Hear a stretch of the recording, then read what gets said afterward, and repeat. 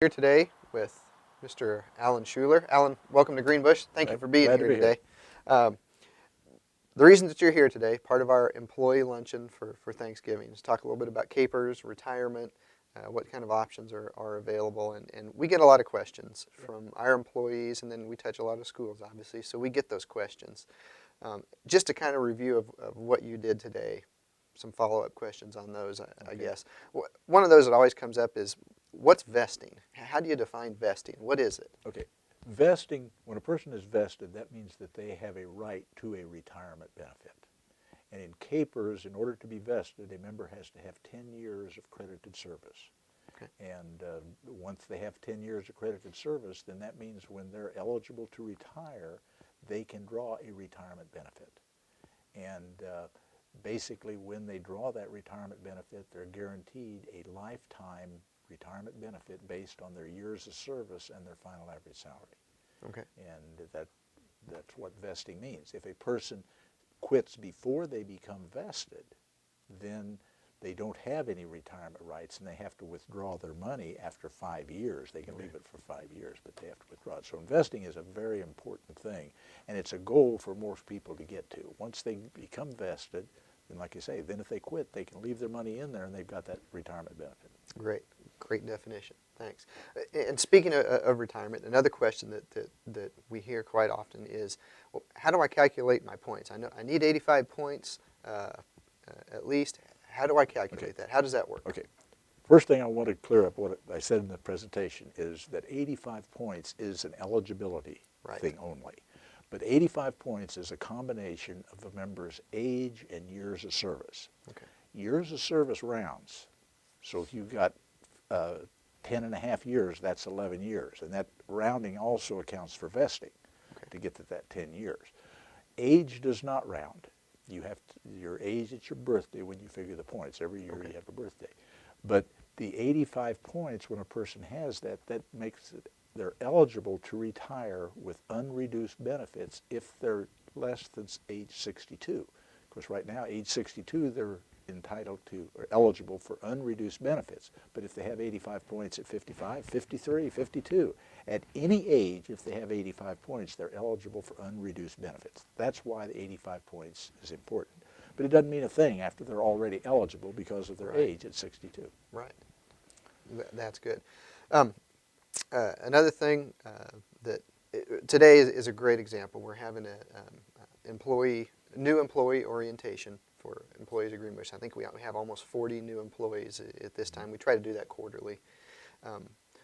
What advice would you give to, let's say, an early career educator, 3 or 4 years experience, or maybe a first year? What advice would you give them? Well, first of all, I would tell them to be thankful that they're in a program that offers KPERS and that they're required to be in it, and they ought to be thankful that they are in it.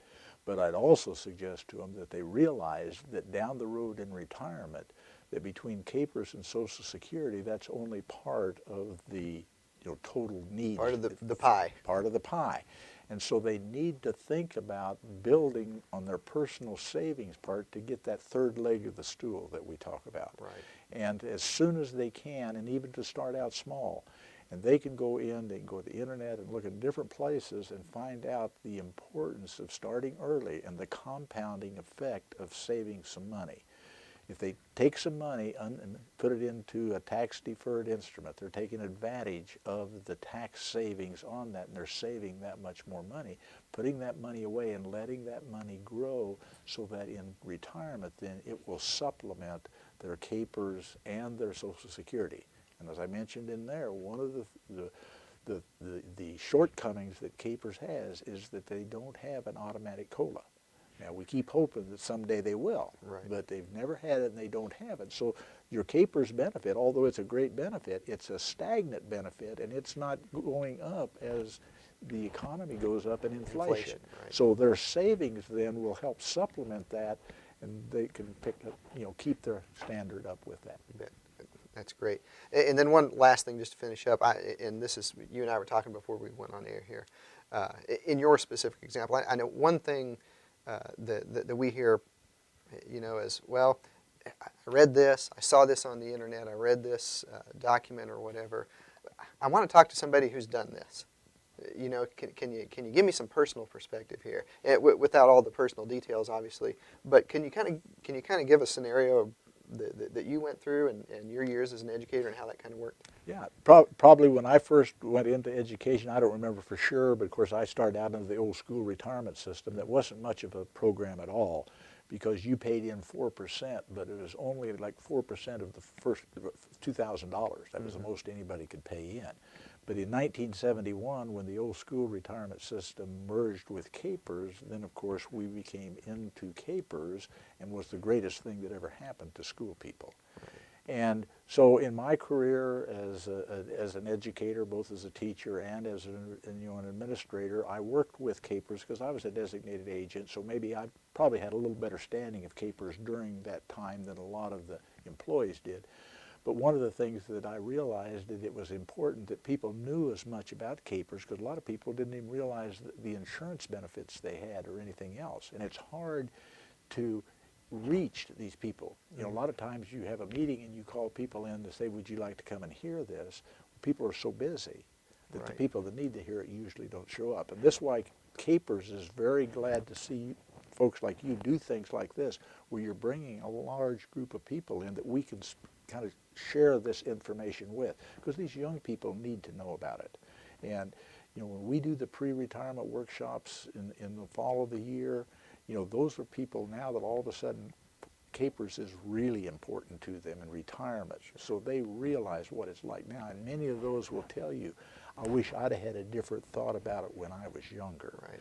So, you know, when I got up there thinking, you know, I think when I retired, I had 114 points. So just because you have 85 points doesn't mean that you have to retire. It means it's a good feeling when you get 85 points and you're not yet 62, because you're eligible to retire. So that's a great feeling. But it doesn't mean that you have to. Every year you continue to work, you continue to increase. And you know, one of those things that I said was, you get out to, you know, age 65 and 40 years between Social Security and KPERS, you're out pretty close to that 100% of your earnings. Well, that's great, but the fact that KPERS doesn't go up, I still am thankful that I did. People encouraged me to get into and put some money into the tax shelter annuity, the 403B, to save some money there. So then, as the economy, inflation goes up, but KPERS doesn't, when I need to, I can supplement my retirement for that. Makes perfect sense. Mr. Schuler, thank you very much for being here at Greenbush Okay. today. We really appreciate it, and appreciate Glad you to- taking the time to talk with us. Glad today. to be here. Thank you.